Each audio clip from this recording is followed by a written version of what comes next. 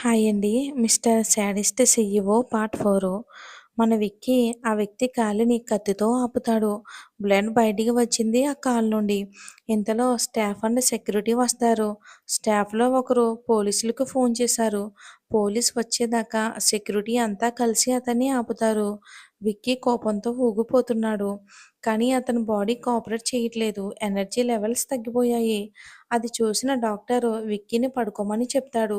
విక్కీ తలకి గాయమయింది. కారులో ఉన్నప్పుడే. బ్యాండేజ్ వేశారు కానీ అది రౌడీ వల్ల ఊడిపోయి బ్లడ్ కారుతుంది.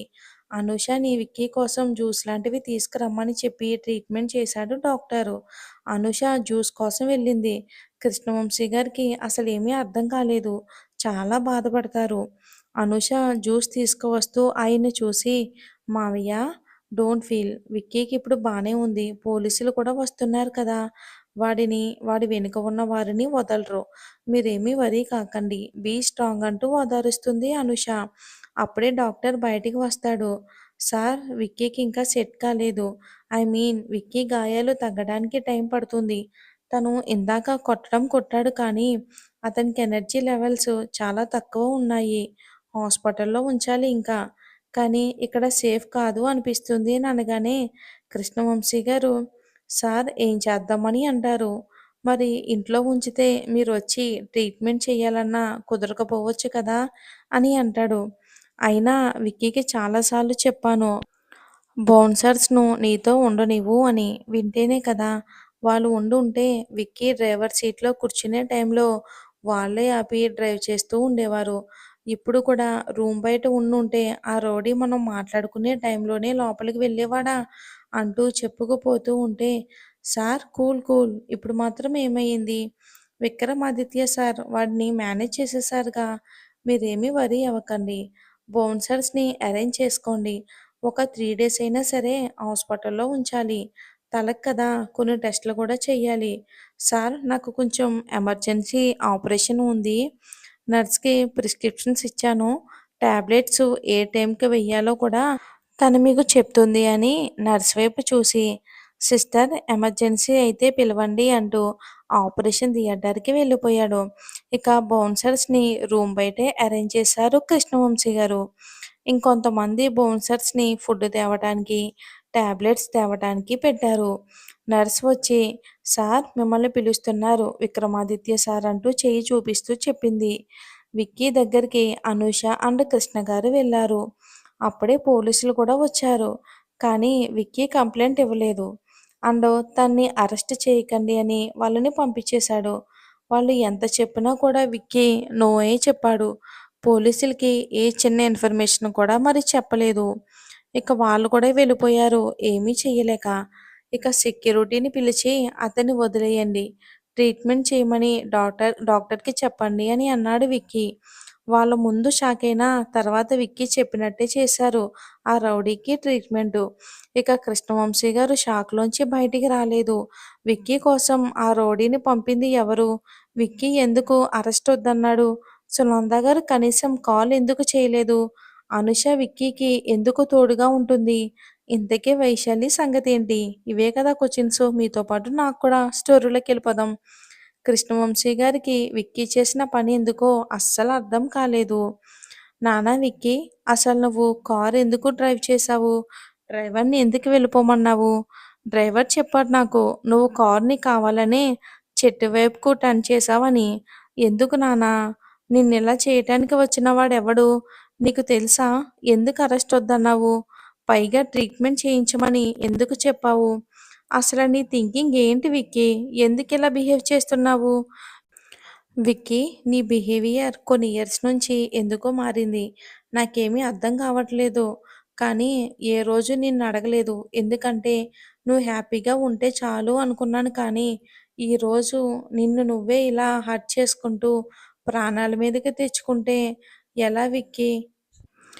అసలు ఎందుకు ఇదంతా జరిగింది అని తన బాధనంతా ప్రశ్నల రూపంలో బయటికి వదిలారు కృష్ణవంశీ గారు. డాడీ మీరు ఎక్కువ థింక్ చేయకండి.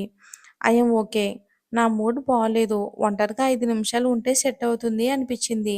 అందుకే డ్రైవర్‌ని పంపించేశాను. అప్పుడే నేను చేయాల్సిన ఇంపార్టెంట్ వర్క్ ఒకటి ఉండిపోయింది అని గుర్తొచ్చింది. మీకు తెలుసుగా వర్క్ మ్యాటర్‌లో అస్సలు కాంప్రమైజ్ కాను అని. సో, ఫాస్ట్‌గా వెళ్దాం అనుకున్నా. మైండ్ డైవర్ట్ అయింది డ్రైవ్ చేస్తున్నప్పుడు. అంతే ఇంకేం లేదు అంటూ విక్కీ ఇవ్వాల్సిన ఆన్సర్ ఇచ్చేశాడు. Dad where is mom? Kalyan కూడా కనిపించలేదేంటి? అని సడెన్‌గా చుట్టూ చూస్తూ అడిగాడు విక్కీ. నాన్న విక్కీ అది అది హా! వాళ్ళు నేనిలా చూస్తే బాధపడతారని నేనే రావద్దని చెప్పాను. అనూష అయితే ధైర్యం చెప్పుద్దని అనూషకి మాత్రమే చెప్పాను. ఏం అనూష అంతే కదమ్మా అంటూ అనూషని చూస్తూ కళ్ళతో అవునవును అని సైగ చేశారు కృష్ణవంశీ గారు. అనూష కూడా ఆ! అవును విక్కీ. మామయ్య అందుకే వాళ్ళకి చెప్పలేదు.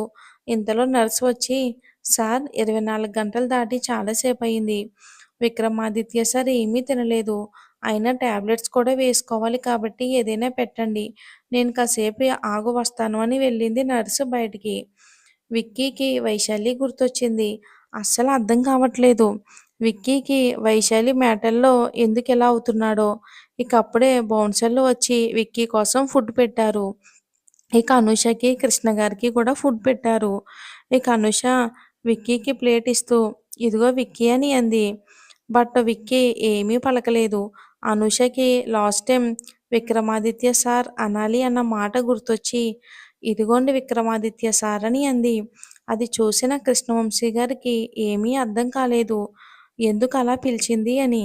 "అమ్మా అనూష ఎందుకలా పిలిచావని" అడిగారు. "అది మావయ్య లాస్ట్ టైమ్ విక్కీకి నా మీద కోపం వచ్చింది. అప్పుడు విక్కీ అనకూడదు, విక్రమాదిత్య సార్ అనాలని చెప్పాడు.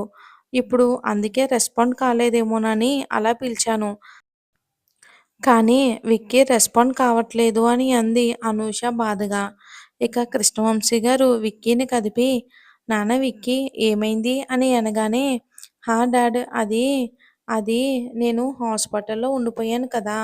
వర్క్ అది ఎలా జరుగుతున్నాయా అని థింక్ చేస్తున్నానని" కవర్ చేశాడు మన విక్కీ. సరే ఫుడ్ తిన్నానా అని అనుష ఇవ్వమ్మా అని చెప్పారు. వాళ్ళు ఫుడ్ తింటున్నారు. ఇప్పుడు విక్కీ ఇంటికి వెళ్దాం మనం. అదే సునంద అండ్ కళ్యాణ్ ఉన్నారుగా వాళ్ళ హిస్టరీ చూద్దాం. కృష్ణవంశీ గారికి సునంద రెండో భార్య. అంటే విక్కీ సునందకి కొడుకు కాదు. కృష్ణ గారికి సునందనిచ్చి పెళ్లి చేయాలి అనుకున్నారు అందరూ. కానీ కృష్ణ గారు అరుణ్ గారిని ప్రేమించారు. అరుణ గారిది పేద కుటుంబం అయినా కూడా కృష్ణ గారు తనని ఇష్టపడి పెళ్లి చేసుకున్నారు. సునందది పేద కుటుంబం కాదు. కానీ మిడిల్ క్లాస్ ఫ్యామిలీ. కృష్ణవంశీ గారిది ముందు నుంచి కూడా చాలా రిచ్ ఫ్యామిలీ. ఇక సునందని కాదు అని అరుణని పెళ్లి చేసుకోవటం సునంద తీసుకోలేకపోయింది. సునందకి వేరే సంబంధాలు చూసినా కూడా అస్సలు కుదరలేదు.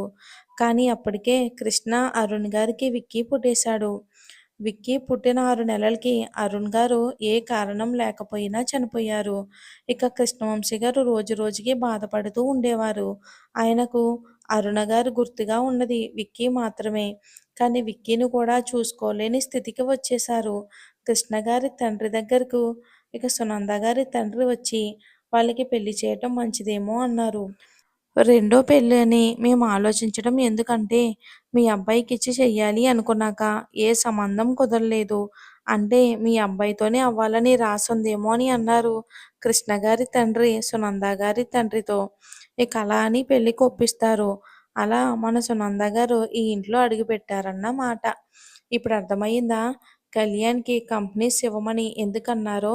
కళ్యాణ్ తన సొంత కొడుకు అని ఇవ్వమన్నారు. విక్కీ అంటే సునంద గారికి ప్రేమ లేదు, ఇష్టం లేదు. కళ్యాణ్ మ్యాటర్‌లో అలా అనటం కోపం వచ్చింది. ఇక అన్న వంకని అడ్డం పెట్టుకుని హాస్పిటల్‌కి రాలేదన్నమాట. వెరీ బ్యాడ్ కదా! ఛీ! అనుషకైతే విక్కీ చూపించిన శాడిజం అస్సలు గుర్తులేదు. ఎందుకో తెలీదు కానీ విక్కీకి అలా అయ్యింది అనేసరికి తను తట్టుకోలేకపోయింది పాపం. ఎందుకంటే విక్కీ మీద సాఫ్ట్ ఒపీనియన్ ఉంది ఇప్పుడు అనుషకి.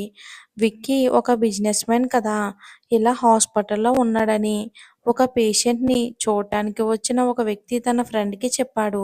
ఆ వ్యక్తి న్యూస్ ఛానెల్‌లో పనిచేస్తున్నాడు. ఇంకేముంది న్యూస్ కావాలిగా వాళ్ళకి. వెంటనే హాస్పిటల్‌లో తన టీమ్‌తో పాటు చేరిపోయారు. బౌన్సర్స్ లోపలికి వెళ్ళనివ్వలేదు. కృష్ణవంశీ గారు విక్కీ దగ్గర అనూషని ఉండమన్నారు. ఆయన బయటికి వచ్చి విక్కీది ఒక కార్ యాక్సిడెంట్ అండ్ అందులో మీరు ఇంకేం న్యూస్ ఎక్స్పెక్ట్ చేయకండి. విక్కీ ఇలాంటివి అస్సలు ఇష్టపడడు. సో మీరు వెళ్ళిపోండి అని చెప్పారు. డాక్టర్స్ కూడా పేషెంట్ ఇబ్బంది పడతారు. మీరు ఇక్కడ ఉండకూడదు అని వాళ్ళని పంపించేశారు. విక్కీ ఫోటోని అండ్ యాక్సిడెంట్ అయ్యిందని ఒక న్యూస్లో మార్నింగ్ 9 నుంచి ఈవినింగ్ వరకు వేయిస్తూనే ఉన్నారు. తెలుసు కదా, న్యూస్ ఛానల్లో ఏదైనా బ్రేకింగ్ న్యూస్ వస్తే వేస్తూనే ఉంటారు. ఇంక అందులోని ఫేమస్ బిజినెస్ మ్యాన్లు అయితే ఇంకా చెప్పనే అక్కర్లేదు. మరి ఏం జరుగుతుందో వచ్చే భాగంలో చూద్దాం.